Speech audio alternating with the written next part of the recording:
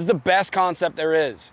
You can actually pick this thing up. Your dad can pick this thing up. Your dad's Uncle Ned can pick this thing up. It doesn't weigh that much, and it's still a hoot to ride. They go forever, they don't weigh anything. Like, is it gonna stop?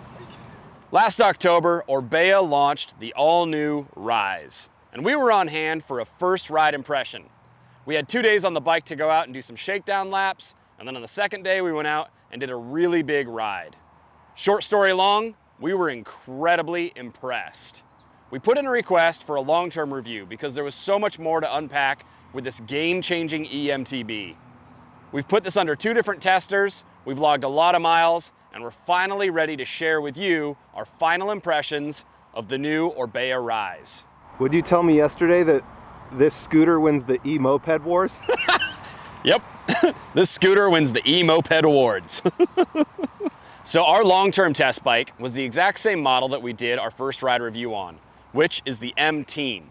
It separates itself from the other builds in so much as it has a Fox 36 150mm travel fork and a Fox DPX2 rear shock. All models do have 140mm of travel in the rear, and all of the models have the same carbon frame. At the very top end of the spectrum is the MLTD, and that uses 140mm travel Fox 34 and an overall lighter build. Next comes our bike. Now this does come in at $10,000, but this is a full XTR build, carbon handlebar, factory suspension, the whole 9 yards. Stepping down from our bike, then you have the M10, which retains the 36 suspension and 150mm of travel, but it moves to Performance Elite and you change some of the drivetrain parts. At the entry point is the M20, and that goes back to the 140mm travel Fox 34 and an SLX build kit.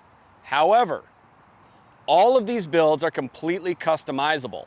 So let's say you wanted to jump on board at the entry point for $7,000 with the M20.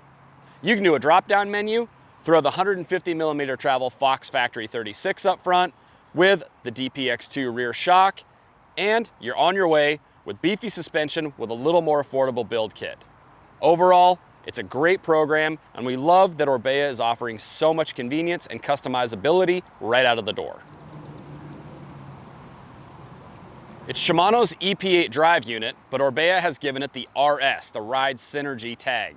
And what this means is there's a firmware update that limits the EP8 motor to 60 Newton meters of torque. Standard is 85. They all come with the same 360 watt-hour battery. So for $599, you can buy a 252 watt-hour range extender that goes right here in the water bottle cage and plugs in. It'll add up to 70% additional ride time on top of what you've already got, which means the Rise can log a lot of miles. When our long-term test bike showed up, it had a Maxxis Dissector front tire and a Recon rear. One of the options that you can do through Orbea is select different tires and rotor sizes. We did request an update to the tire selection, and so Orbea sent the stock Maxxis Minion DHF DHR2 combo and a 200mm gaffer front rotor. Using the tires on hand, we decided to go with a DHR2 up front, the Dissector out back because that's what it's designed for, and to put that 200mm rotor on there. We set up our suspension per the recommended settings. That's 30% of sag in the rear, and we used the handy-dandy air chart in the fork.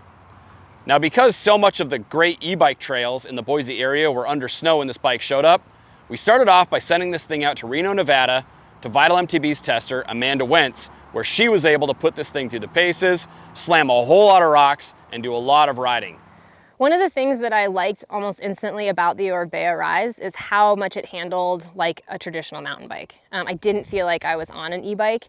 It was poppy, it was playful, and as Brad mentioned in the first look video, it's definitely not one of your super planted, heavier e-bikes, but I find that to be a plus because I liked that I could move it. It was great through rough stuff.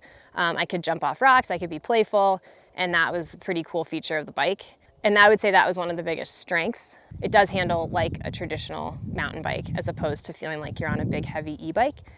The only drawback I would say was that I would actually like to see a screen to show battery life and what trail mode you're in.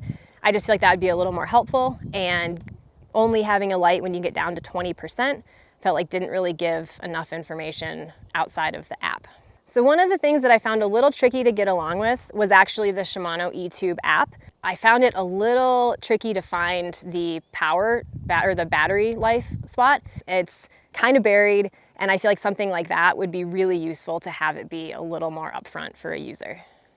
But the motor I found to be really predictable.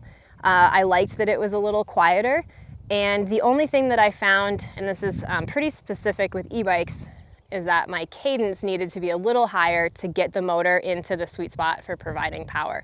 And that was just a little bit of an adjustment for me. I can definitely see how a bike of this type could eventually replace a traditional mountain bike.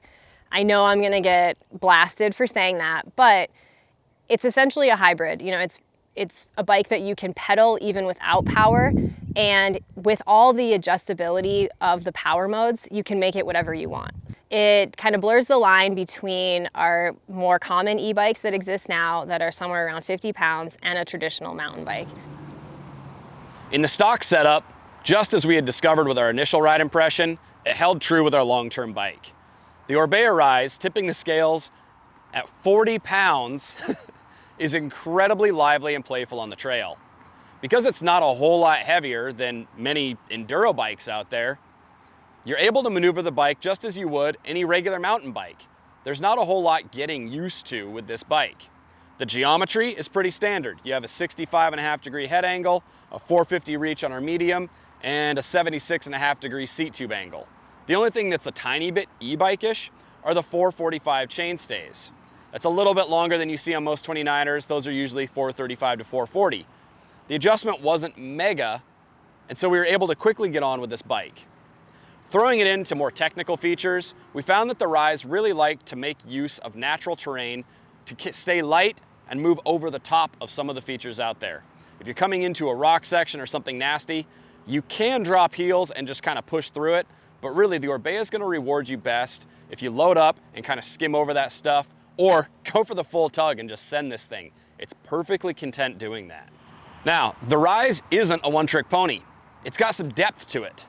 On one particular sloggy, yucky day, I decided to take this thing out to one of the local moto trails. It's a very high-speed section. It's all DG, and it runs best when it's wet.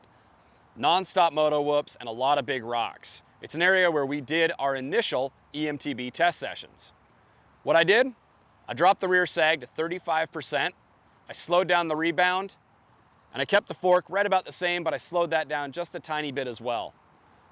What I unearthed was a completely different character of this bike.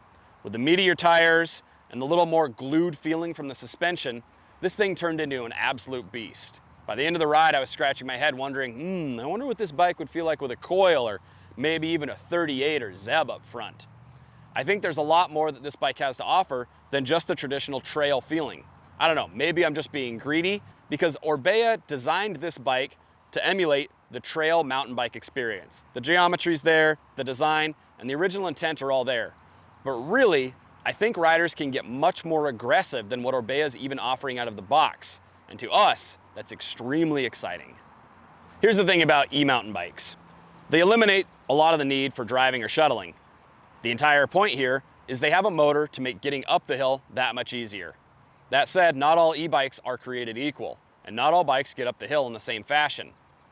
We did find, however, the Orbea Rise to be one of the best out there. Despite the fact that it's not pushing a giant motor like the full-sized e-bikes, it's incredibly adept when it comes to going uphill. With a 450 reach and a 445 rear end, you find a bike that is incredibly balanced and easy to ride. At 5'9" with a 30-inch inseam, this thing fit like a glove. What I found was that going up fire roads, an easy cadence, and a nice pedal up the hill, we just cruised right along. As things got really steep and technical, I really appreciated the Rise's ability to stay balanced. I could either stay planted on the seat and spin it out, but if I really needed to put down the extra horsepower, this is a bike that you're able to stand up and keep mashing on without the rear end spinning out. It took a whole lot for this front end to actually start lifting and get weird.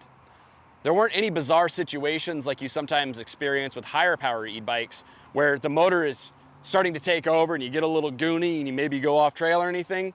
That just didn't seem to happen with this. The pedaling, the power delivery, and the fit were all extremely intuitive. The Shimano EP8 motor, via the eTube app, gives you 2 rider profiles. Profile 1 tends to have a lower profile map through eco, trail, and boost modes. Profile 2 delivers a little more power. Obviously, right out of the gate, we went to Profile 2 and we rode it with the factory settings. We liked what we were getting, but we knew there was more to offer here, and that's why we wanted the long term over our initial ride impression. Because there's no display on our model, you do have to go in through the eTube app in order to make those changes and monitor what's happening with your bike. I myself really liked that. The clean aesthetic is great. Our other tester, Amanda, wanted the display to get more information. Different strokes for different folks. Just know that that display is an option from Orbea if you do want it.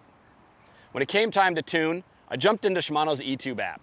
And what I did was something that we've kind of picked up along the way with a lot of e-bikes. And that is, you take trail mode and you kind of bump up the numbers just a little bit more. And then boost, blow it off the chart. Because when you want to boost, you'll want to boost. What we decided was, once we had the trail mode ramped up just a little bit, that's where we lived most of our life. The increased power delivery in trail setting got us up the hill just a little bit easier, just a little bit faster, as well as delivered a lot of downhill trail performance without draining the battery. At the end of the day, we really felt like we hit a sweet spot between great power delivery and excellent battery management. The Orbea Rise is somewhat of a unicorn. Its 40-pound weight puts it in the super light category, a space that's really only reserved for 2 other bikes from one singular brand. The power delivery, however, is double of what those bikes are putting out, but it's not quite the full power that you're seeing out of full-sized e-bikes. Its battery is also slightly larger than its direct competition, but not quite as big, again, as full-sized e-bikes. We happen to have one of the competitors on hand, and we decided to go out for a ride. Our other tester, Jason Schroeder, hopped on board of his specialized Kenevo SL, and I hopped on the Rise. And we kept our assist levels matching, which was trail mode on the way up, and then boost on the way down. At the end of our ride, which was about 13.5 miles, our Rise was sitting just shy of 60% battery. Meanwhile, the Kenevo SL was more in the 30% range. So it would seem on this one test instance, the Orbea Rise wins the distance award while still delivering more power. I got super curious. How does the Rise stack up to a full-sized e-bike? Well, we just so happened to have a specialized Levo on hand, and when it came film day, we went out once again and decided to put the Rise to the test. At the end of our ride, which was just shy of 18 miles, the Rise had just hit the 20% battery mark, indicated by the little red LED on the display here. The Levo was sitting more about 61%, so it had a whole lot more juice. The thing is, it's a way bigger battery, it's a way heavier bike. That thing's tipping the scales at 11 pounds more than this thing. But if you threw the range extender on this bike, it's going to go the distance just like a full-sized e-bike.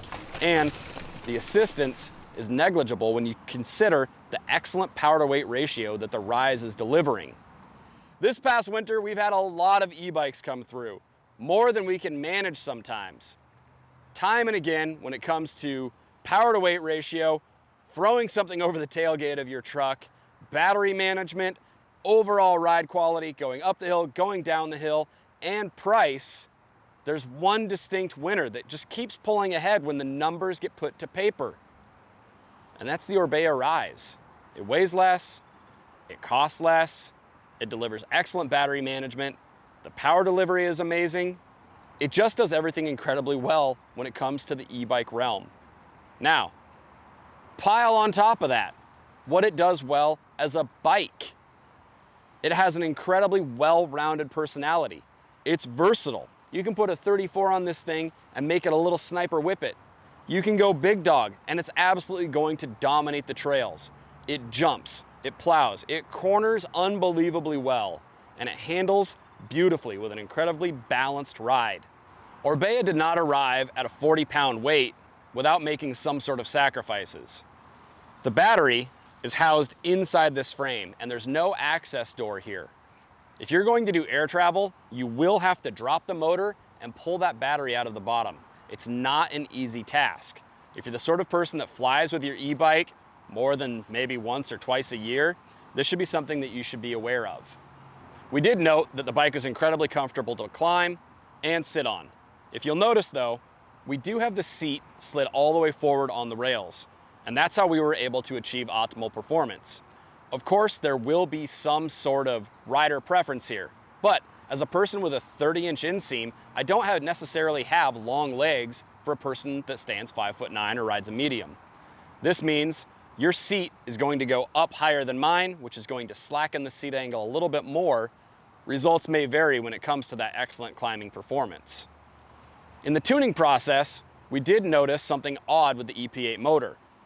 With the factory tune, as we would bump up against the limits of the EP8's assistance, right about 19, close to 20 miles an hour, we noticed an odd surging sensation, almost like the motor couldn't decide if it was going to cut out or ramp up. It was kind of a whir, whir, whir, instead of just a definitive cutout. However, when we went in and we tuned the bike a bit more, we ramped up trail mode and we amped up boost mode, it completely went away. And so we have to believe it's something within the tuning app that's keeping the motor restricted.